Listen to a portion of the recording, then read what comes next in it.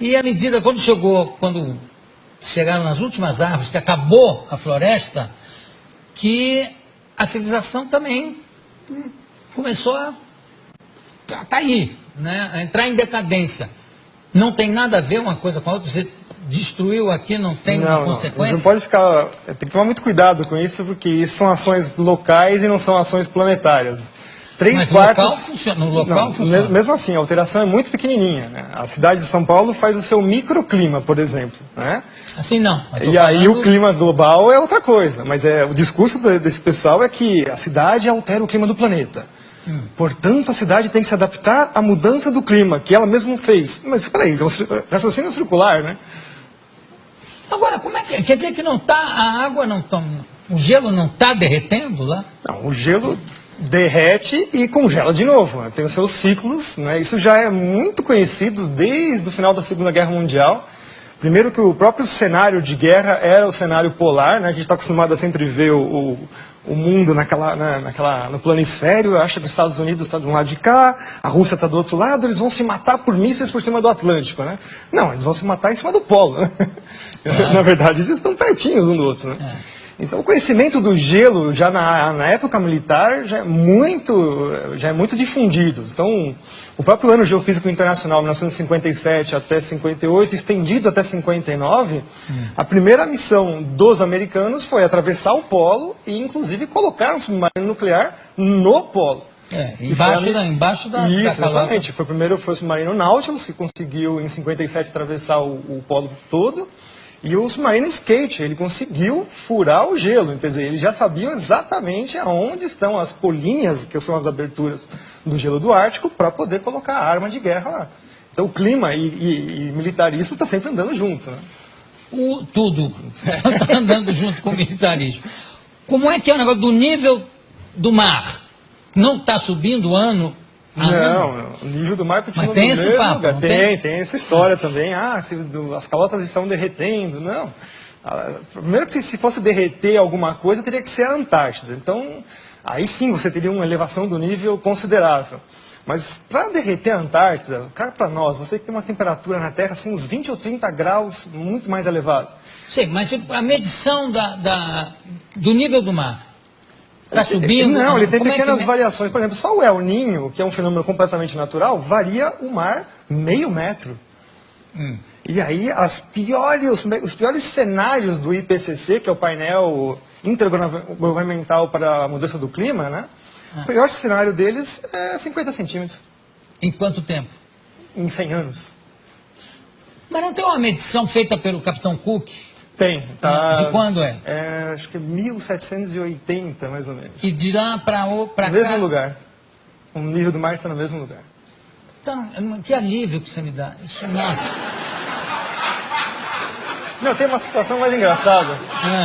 Que eu fui fechar minha conta num banco que se diz sustentável, essas coisas, eu odeio essa história, né? Não, mas o senhor faz o quê? Eu sou professor de climatologia. O mundo vai acabar? Meu Deus. As pessoas estão assim, apavoradas, o mundo vai acabar. Não, a Mariana estava preocupadíssima, inclusive ela tampa tudo que é espelho até hoje, por causa do aquecimento com medo global. de ver o reflexo do aquecimento global. O aquecimento global virou o bode expiatório para todos os males da humanidade. Bom, falando em aquecimento, e a famosa, não é a calota polar, como é o efeito estufa? Esse é o pior de todos, né? Essa é uma física impossível. Ai, eu estou tão contente hoje. Quer dizer, o mundo terminar em 2012, nem pensar, né? De jeito nenhum. Tá. Então vamos para o efeito estufa. Como é que é? O efeito estufa é a maior falácia científica que existe na história, né? Primeiro que ele é baseado num conceito científico que não existe. A Terra tem essa temperatura porque ela tem atmosfera, recebe energia do Sol, tem uma interação com a atmosfera. E por lei dos gases, note, não é uma teoria, é a lei dos gases, pressão, temperatura, né, e volume. Então, por causa de ter uma atmosfera, nós temos essa temperatura. Eu adoro essa discussão assim que os aquecimentistas, que são os que trabalham para o lado do aquecimento global. Não, mas o maior exemplo de que o CO2 realmente acaba com o planeta Terra, acabaria com o planeta Terra, é Vênus. Aí eu falo, é? Qual é a pressão atmosférica na superfície de Vênus? Não sei. São 90 vezes a pressão atmosférica da Terra.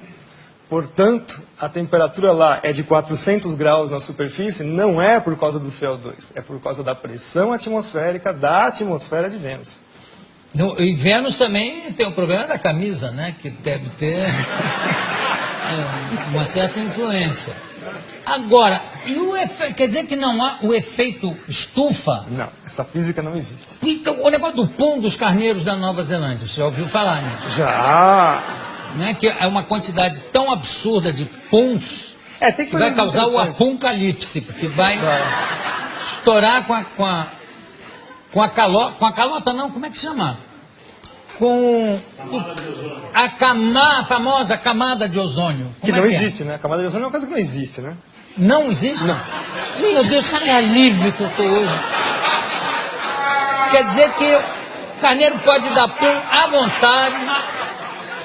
Eu sei que tem fazendeiros ensinando o carneiro a se segurar. Pode soltar. A história do ozônio é conhecida como, né, nos cientistas sérios, não esses aí que estão aí vendidos chapa branca, que a gente chama, né? Trabalham para governos, empresas, etc. E tal. Cientistas sérios, o próprio pai da coisa é o Dobson, que no Ano Geofísico Internacional se propôs a ir para a Antártica justamente para saber qual era a variação do ozônio na calota polar. Ele já sabia que o ozônio desaparecia completamente na Antártida. E aí, de lá para cá, os caras desaparecem com essas informações e falam que é o seu desodorante que destrói a camada de ozônio. Nossa! Nunca mais eu pego um sujeito fedendo, que eu brigar com ele para botar um desodorante. Aí quando você vai ver o que acontece, é a quebra das patentes dos CFCs, os gases refrigerantes. Então, em 87, começam a terminar as patentes, elas começam a se tornar públicas, você não precisa mais pagar royalties para elas. Então, a indústria toda que detém essas patentes lança um substituto chamado HCFC, que é um organofluorclorado como qualquer outro, mas custa, né, o CFC passa a custar $1,38 o quilo, o outro passa para $38 o quilo. Mas a grande vantagem é que ele não funciona em nenhuma das geladeiras anteriores, ar-condicionado e tudo mais. Então, é extremamente sustentável. Você tem que vender, jogar tudo fora e comprar tudo novo. Hoje, as patentes vencem em 25 anos. Então, o discurso agora é que os HCFCs, milagrosamente, descobriram que ele também faz mal para a camada de ozônio e aquecimento global. Que alívio que a gente sente, né? Não, mas o melhor é o preço, que vai ser o substituto. Que as empresas agora falaram que vão garantir que não vai dar mais problema. Né? $128 o quilo. E também não vão funcionar nos outros equipamentos. Eles têm sempre essa jogada, né? Se vocês perceberem agora, mas não é só trocar o gazinho do refrigerante. Parques industriais inteiros têm que ser trocados. Porque existem os sistemas de refrigeração central, caldeiras e tudo mais. Se vocês perceberem agora, todos os produtos estão passando a butano de novo. Os CFCs, quando eles vieram no final dos anos 40, 50, eles vieram justamente para resolver o problema de explosões em fábricas, porque é um gás totalmente inerte, não tem nenhum problema com ele. Então, hoje nós estamos voltando para trás, né? Começo do século XX de novo, por uma mentira que é que esse gazinho destrói a camada de ozônio. Qual é o gás que destrói a camada de ozônio? A hipótese, é uma hipótese de novo antrópica, que nunca foi provada, é que os CFCs, os gases organofluoroclorados, conseguem destruir a camada de ozônio. O butano não. O butano está isento disso. Ele fica lá, por enquanto, né? Até alguém arrumar um problema com ele.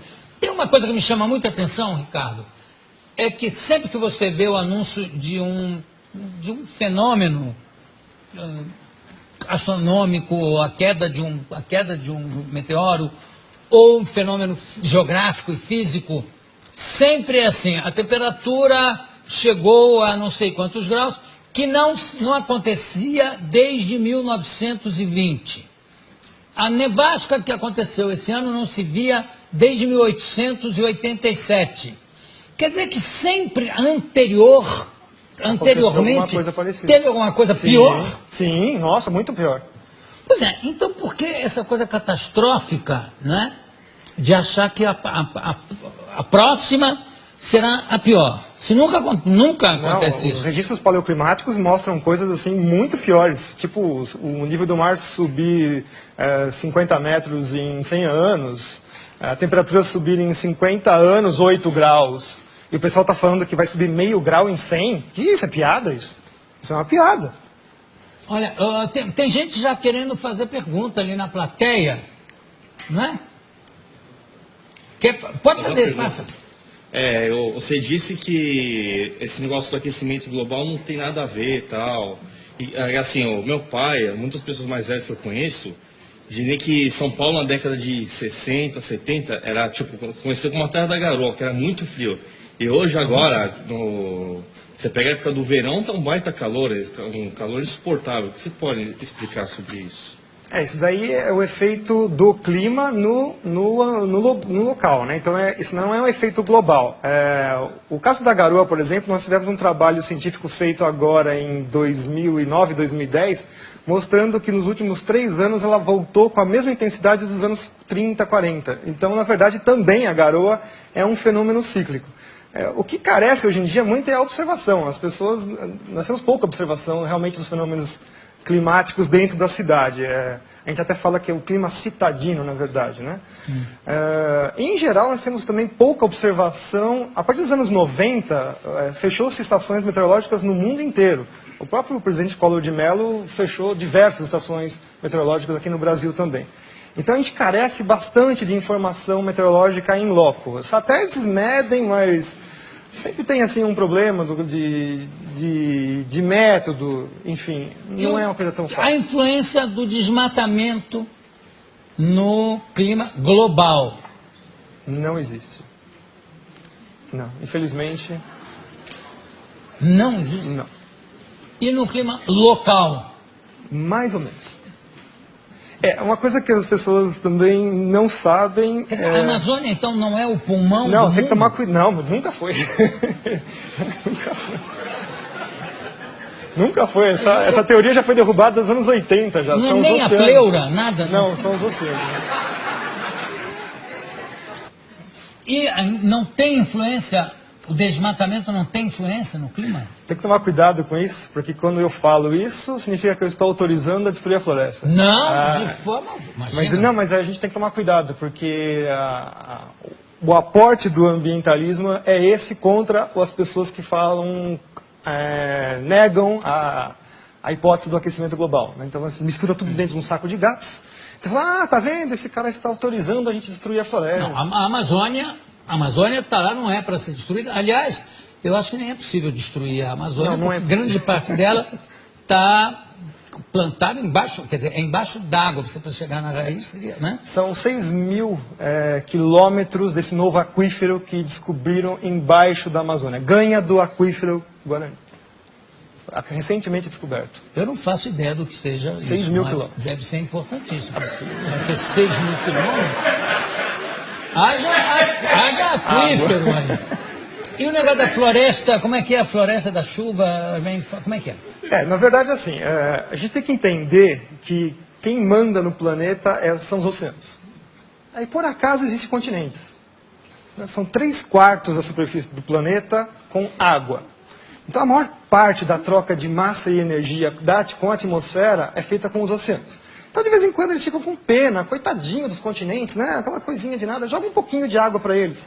E se jogar um pouquinho de água para eles, já faz todos os desastres que a gente imagina. Bom, a principal entrada de água para os continentes vem na parte tropical, que são os ventos alísios. Todo mundo já ouviu falar, estudou na escola um monte de vezes isso daí.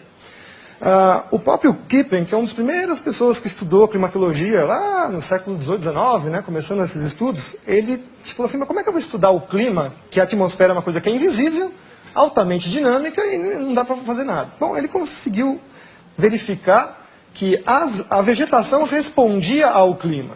Então ele viu assim, olha, gozado, né? Nessa parte toda do planeta, salvo algumas exceções regionais, você tem florestas extremamente virtuosas, imensas, e é justamente onde chove bastante, onde você tem as principais células de trovoadas, né? Os relâmpagos fixam nitrogênio na chuva e, portanto, jogam isso na superfície.